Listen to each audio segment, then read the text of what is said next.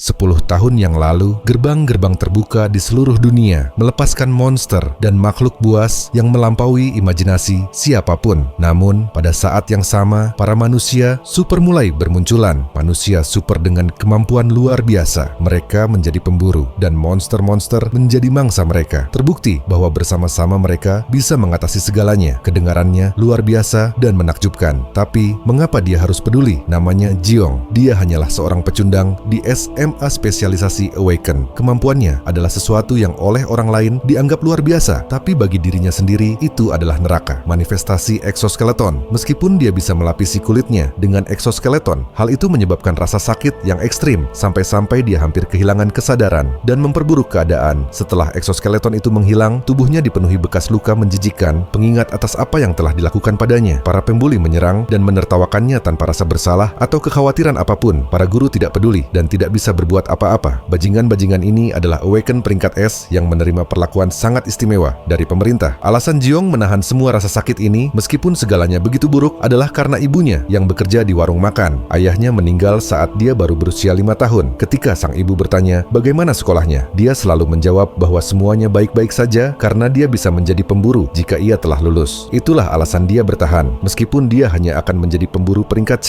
karena kemampuannya. Penghasilannya pasti kecil, tapi setidaknya mereka bisa tinggal di tempat yang lebih baik. Yang dia inginkan hanyalah melihat ibunya beristirahat dan berhenti bekerja sekeras itu demi mereka berdua. Pada tanggal 15, itu adalah ulang tahun ibunya, sebuah hari yang istimewa. Setidaknya itulah yang dia pikirkan, sampai para bajingan di sekolah memukuli ibunya hingga menjadi lumpuh. Semua orang bilang itu kecelakaan, bahkan pengacaranya. Mereka yang kebetulan datang ke restorannya dan mulai mengganggunya. Bajingan berambut putih itu menjanjikan berlian jika ibunya mau duduk di samping mereka. Ibunya menarik tangannya, dan saat itulah dia tanpa sengaja menjatuhkan ponsel miliknya. Sebelum sempat bertanya bagaimana cara menggantinya, bajingan itu langsung menusuknya dengan duri berlian. Dan mereka tidak berhenti di situ. Dia tahu seperti apa rasa sakit itu. Ini bukan kebetulan, juga bukan amukan kemampuan mereka. Mereka adalah sekumpulan iblis yang merenggut satu-satunya hal yang dia pedulikan di dunia ini. Pada hari yang sama, saat para pembuli sedang berburu monster, yang berambut ungu bertanya-tanya apakah tidak apa-apa memukuli wanita itu hingga hampir mati. Bagaimana kalau dia benar-benar mati? Pembuli utama keluar dari portal dan menyuruhnya berhenti peduli. Mereka masih cukup muda untuk dilindungi hukum, dan mereka juga Awaken peringkat S. Lagi pula, apa dia benar-benar berpikir ini pertama kalinya mereka melakukan hal seperti ini? Tiba-tiba, Jiong muncul dan bertanya mengapa mereka melakukannya. Dia mendekat perlahan, tapi mereka tidak mendengarnya, membuat Jiong berteriak, "Kenapa kalian menyiksa ibuku?" Pembuli utama berpura-pura tidak tahu. Dia tidak tahu itu adalah ibunya. Dia bahkan terlihat sangat muda, meskipun menjadi ibu dari pecundang seperti dia. Dia menusuk Jiong dengan duri berlian dan menyebut bahwa dia hampir saja menggoda ibunya. Betapa buruknya itu bagi dirinya. Jiong tidak peduli dengan duri ini. Dia menggenggamnya erat dan menariknya keluar dari dadanya, membiarkan exoskeleton mengambil alih. Dia tidak mau menyerah pada balas dendamnya, membuat pembuli utama memanggil belasan duri lagi dan menusuknya seperti ikan. Apakah dia tidak sadar siapa dirinya hingga berani menyerang mereka seolah bisa melakukan sesuatu? Apa dia lupa bahwa dia hanyalah pecundang? Jiong secara mengejutkan masih terus bergerak meski tampak seperti arwah tersesat. Keras kepala pada balas dendamnya, dia tetap bergerak. Karena dia begitu keras kepala, pembuli utama menyuruh salah satu temannya, Thor, untuk menyetrumnya saja. Dengan satu pandangan dingin, dia menyambar Jiong dengan petir yang sangat kuat hingga membuatnya terjatuh ke tanah. Mereka mengira dia tewas. Para pembuli pun pergi dengan santai. Namun tiba-tiba Jiong meraih kaki pembuli utama dan bertanya kemana dia akan pergi. Pembuli utama sudah muak dengannya, jadi dia melapisi tinjunya dengan berlian padat dan mulai menghantam kepala Jiong berkali-kali. Kalau dia segila itu, seharusnya dia ada di sana melindungi ibunya yang tak berguna. Kenapa malah marah padanya? Meski pukulan-pukulan ini merontokkan sebagian besar gigi Jiong, dia tetap menggigit batu keras itu, menunjukkan bahwa dia tidak akan melepaskan masalah ini apapun yang terjadi. Tiba-tiba, para pembuli melihat sesuatu di depan mereka, sebuah gerbang darah. Thor berpikir untuk segera melaporkannya, tapi pembuli utama menyuruhnya tidak melakukannya karena dia mendapat ide cemerlang. Jiong mencoba bangkit, tapi tubuhnya gagal menopangnya, memungkinkan pembuli utama melemparkannya ke dalam gerbang darah. Sebelum menghilang, Jiong bersumpah pada jiwanya sendiri bahwa dia akan membunuh mereka. Dia akan membuat mereka semua menderita seperti yang mereka lakukan pada ibunya. Pembuli utama menyuruhnya mencoba saja kalau dia bisa keluar. Saat itu Jiong menghantam tanah dengan keras, tapi itu bukan masalah utamanya sekarang. Gerbang darah adalah fenomena di mana sebuah gerbang berubah menjadi merah darah dan tidak ada monster yang keluar darinya. Tidak banyak yang diketahui tentangnya. Alasannya adalah siapapun yang masuk ke dalam gerbang darah tidak pernah keluar hidup-hidup. Di dalamnya, ribuan monster dan makhluk aneh mengelilingi Jiong, siap merobek daging lembutnya. Mereka langsung menyerangnya, dan Jiong mengalami sesuatu yang lebih buruk dari kematian. Dia bisa merasakan setiap bagian tubuhnya dipotong, dikunyah, dan dicabik-cabik. Bahkan mata merahnya pun tidak aman. Bahkan ketika yang tersisa hanya tulang, rasa sakit itu tetap ada, tidak membiarkannya mati. Gerbang darah ini adalah misteri, tapi penelitian baru membuktikan bahwa mereka yang masuk ke dalamnya akan menjadi monster. Tanpa peringatan, Jiong mulai beregenerasi dari satu potongan tengkoraknya. Seluruh tubuhnya kembali menjadi daging, dan mana di dalam gerbang itu menguasainya. Ini adalah proses yang sangat menyakitkan, tapi Jiong tidak peduli. Bagian manusianya masih mengingat saat dia memikirkan ibunya, kenangan tentang apa yang terjadi kembali membanjiri dirinya, tentang rasa sakit yang dia dan ibunya derita karena bajingan-bajingan itu. Kemarahan itu mendidih begitu hebat sampai dia mulai mengiler seperti anjing gila. Transformasi itu membawanya lebih jauh, didorong oleh kebencian dan kesedihan yang murni. Bersamaan dengan ingatan bahwa bajingan itu masih hidup, Jiong melampaui transformasi normal dan menghancurkan tanah di bawahnya. Ini menarik perhatian para monster yang mengira mereka telah selesai dengannya. Namun Jiong telah kembali dari kematian, digerakkan oleh balas dendam. Para monster kembali menyerangnya. Tapi kali ini Jiong mampu bertahan dan melawan jiwa-jiwa tersesat ini demi keluar dari sana. Waktu berlalu dan dalam sebuah siaran TV yang penting, 3 pemburu peringkat S sedang diwawancarai. Mereka terkenal karena kebaikan hati mereka dan sering melakukan kerja sukarela. Tentu saja mereka adalah kelompok pembuli itu. Dengan pembuli utama mengatakan bahwa mereka masih merasakan hal yang sama. Sampai sekarang, mereka menemukan kebahagiaan dalam membantu orang lain. Pewawancara lalu bertanya tentang insiden mengerikan di mana dia melukai seorang warga sipil tak bersalah 5 tahun lalu. Pembuli itu mulai meneteskan air mata buaya, mengatakan bahwa itu adalah ibu dari teman dekatnya. Dia saat itu hanyalah seorang siswa, dan karena dia tidak bisa mengendalikan kemampuannya, sesuatu yang mengerikan pun terjadi. Dia mengaku telah meminta maaf dengan tulus, tapi sejak saat itu tidak bisa lagi menghubungi temannya. Dia berharap bisa meminta maaf sekali lagi. Tiba-tiba, pintu di depannya terbanting dan terbang langsung ke wajahnya. Dia berhasil menahannya, kini dengan ekspresi dingin khasnya, dan semua orang berlarian ketika melihat monster itu. Sebelum pembuli itu bisa melakukan apapun, Jiong melesat ke arahnya dengan pukulan yang tak bisa dihentikan. Di neraka gerbang darah, Jiong bertarung selama bertahun-tahun, atau setidaknya dia mengira itu bertahun-tahun. Dia kehilangan rasa waktu saat terus membantai para monster sampai akhirnya keluar. Dan sekarang, balas dendamnya telah tiba. Pembuli utama tumbang sebelum yang lain sempat menyadarinya. Jiong masih mengingat bagaimana dia mengejeknya dan menyuruhnya mencoba keluar, tapi dia benar-benar keluar, dan sekarang mereka semua layak mati. Pembuli utama entah bagaimana masih sadar dan menyuruh 2 lainnya untuk segera membunuhnya. Thor menyerang Jiong dengan petir seperti dulu, tapi kali ini Jiong bahkan tidak terpengaruh dan langsung menebas kepala Thor, mengejutkan yang lain. Sebenarnya, mereka tidak seharusnya terkejut, namun Jiong hanya datang untuk membalas dendam. Pembuli lainnya menggunakan kemampuan tanahnya pada Jiong, yang dibiarkan begitu saja. Tak lama kemudian, Jiong terkubur dalam peti tanah, tapi dia langsung keluar dan meraih rahang bajingan itu. Dengan satu gerakan cepat, dia mencabutnya, membuatnya menggeliat di tanah seperti cacing. Ini membuat Jiong kesal, jadi dia membungkamnya dengan 2 tebasan, yang memberi kesempatan pembuli utama untuk memukul wajahnya sebelum dia sempat sepenuhnya berbalik. Namun yang mengejutkan, retakan muncul di berlian miliknya. Melihat ini, dia berniat menghabisi Jiong untuk selamanya. Jadi, dia memanggil ribuan duri berlian dan meluncurkannya langsung ke arah Jiong, meniru apa yang dia lakukan di masa lalu, hanya saja dalam skala yang jauh lebih besar. Namun kali ini,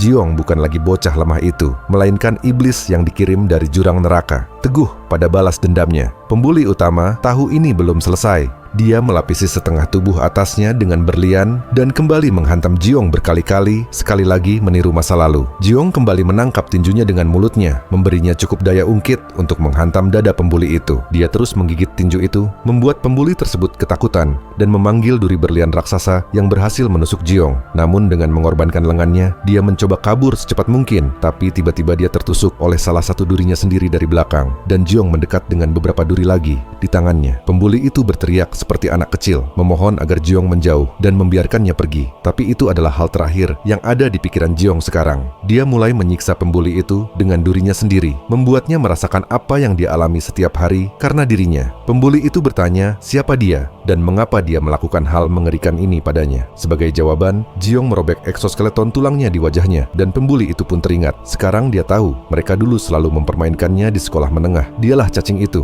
Jiong merasa inilah saatnya mengakhiri semuanya. Dia mulai memukuli pembuli itu dengan setiap tetes amarah di dalam dirinya, sampai akhirnya dia menusuk mulutnya dengan pedang di tangannya dan mengakhiri hidupnya. Sekarang mereka semua telah menderita, sebagian lebih dari yang lain. Tapi balas dendam Jiong telah selesai. Sebelum semua ini, dia mengunjungi ibunya dan hancur melihat bahwa kondisinya masih sama seperti sebelumnya, tidak sedikit pun membaik. Dia telah mencapai tujuannya. Tapi mengapa amarah ini masih mendidih di dalam dirinya? Sebelum semua ini, di area pegunungan yang sama tempat dia menghilang, portal lain muncul dengan sebuah kelompok yang dengan mudah menghabisi monster di dalamnya. Mereka semua memberi selamat kepada penyembuh mereka yang baru bergabung, dan itu adalah pertama kalinya dia masuk dungeon. Para pria itu sangat berterima kasih padanya dan ingin menunjukkan apresiasi mereka dengan cara lain. Apa yang terjadi di dalam gerbang, tetaplah di dalam gerbang. Jadi mereka berpikir untuk bersenang-senang dengannya sampai mereka keluar. Tapi saat itulah salah satu kepala pria itu terbang terpenggal. Yang lain berbalik hanya untuk melihat wajah malis menatap mereka. Mereka mulai membombardirnya dengan serangan demi menjatuhkan monster terakhir ini. Tapi Jiong sama sekali tidak terpengaruh oleh serangan mereka. Pendekar berpedang itu mencoba menebasnya, namun pedangnya justru patah, memberi kesempatan bagi Jiong untuk menebas kepalanya. Dua pemburu terakhir tidak bisa berbuat apa-apa karena ketakutan, yang kemudian Jiong menyingkirkan mereka berdua. Dia lalu mendekati wanita itu, menatapnya dengan tatapan hampa sejenak. Wanita itu mengira itu adalah belas kasihan, bahwa Jiong akan menyelamatkannya. Namun Jiong menebas kepalanya sama seperti yang lain. Dia tidak punya waktu untuk ini, tidak ada waktu untuk belas kasihan. Amarah di dalam dirinya menggerakkan seluruh tubuhnya. Sekarang, saat hujan turun membasahi wajahnya, dia tidak tahu apa yang harus dia rasakan. Namun tiba-tiba, seseorang datang dari belakang dan bertanya bagaimana rasanya akhirnya dapat balas dendam. Dia bertanya siapa di sana, dan wanita itu memperkenalkan dirinya sebagai kepala asosiasi pemburu Korea, Lee Yum. Jiong bertanya bagaimana dia bisa mengetahuinya. Maka dia menjelaskan bahwa mereka mengawasi semua orang yang melewati gerbang darah. Itu sekitar 5 tahun lalu ketika dia masuk ke salah satunya, bukan? Jiong yang dipenuhi amarah langsung menerjang untuk menghabisi wanita itu. Tetapi dia tiba-tiba berkata bahwa ibunya bisa dihidupkan kembali. Hal ini membuat Jiong sengaja meleset, menciptakan ledakan besar di belakangnya. Yum menjelaskan bahwa ibunya bisa keluar dari koma, tetapi hanya dengan bantuannya. Tentu saja, karena dia adalah satu-satunya penyembuh peringkat S di seluruh dunia. Jiong bertanya bagaimana dia bisa mempercayainya. Namun Yum sudah melakukan banyak hal untuknya saat dia terjebak di dalam gerbang darah itu. Siapa yang merawat ibunya? Tentu bukan rumah sakit. Mereka tidak memiliki dana atau peralatan yang cukup untuk itu. Jiong bertanya apa yang dia inginkan, dan jawabannya cukup sederhana. Apakah Yum benar-benar dapat menolong ibu Jiong? Selengkapnya di Bones.